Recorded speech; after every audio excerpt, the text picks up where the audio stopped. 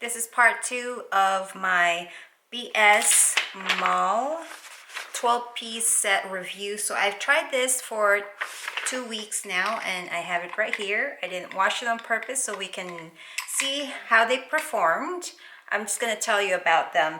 And the sponge as well. This one is clean. Every time I use it, I do wash it afterwards. So here is the verdict. This is my opinion. And for me, what worked, the face brushes are much better and compared to the eye brushes. I say this because some of them are too floppy to use, or they're just way too thin. There's just not enough synthetic hair on them. Just like this one, to compare to this. This one, I use this all the time. As you can see, this one is slightly, the way it's shaped, it is more flatter and there's less fiber hair on them. Just like that. And when you put on the stuff on it, your makeup, your eyeshadow, is that it doesn't give you as much control. And these ones, like these type of brushes here, they're just not as precise. How, like this one, I got this one at Dollarama. So this is a dollar store here in Canada. This one is easier to control. You got more control on it when you use it versus these. These ones are just way too flat in my opinion and too floppy. When you try it on, it's like it almost feels like it's just good for blending your eyeshadow versus trying to apply it with it. As you can see, compare, this one is from Dollarama right here, and these are the BS Mall synthetic brushes.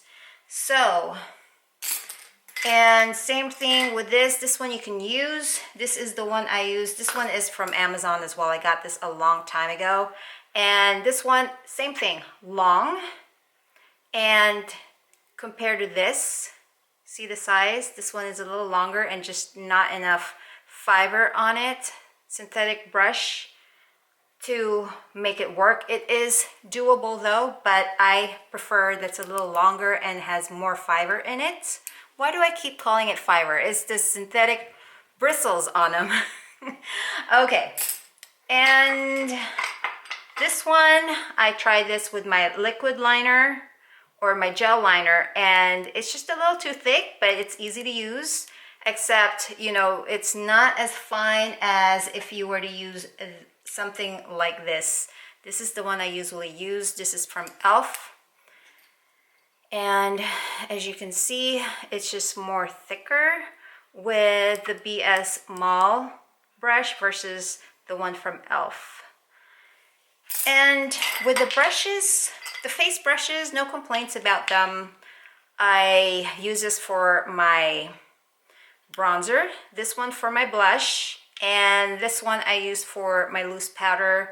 This one I kind of just use this to kind of blend my makeup so it doesn't look so harsh. And this one I use this for my cream items, just so I can use it for contouring. So I just dip it on there and I use that with that along with my cream blush. So if you guys were thinking about, oh, and also the last thing is this one, this is the Real Technique one. When you wet this is so it's so, like, it goes big and it's really like soft and fluffy when you use it. It's just got it just feels nice on the face. Versus this one, it's not as fluffy. I guess that bouncy, that's the word I want to use. It's not as bouncy as this. So if you don't like it as bouncy, this one works a lot better. But I do find it that this applies better with my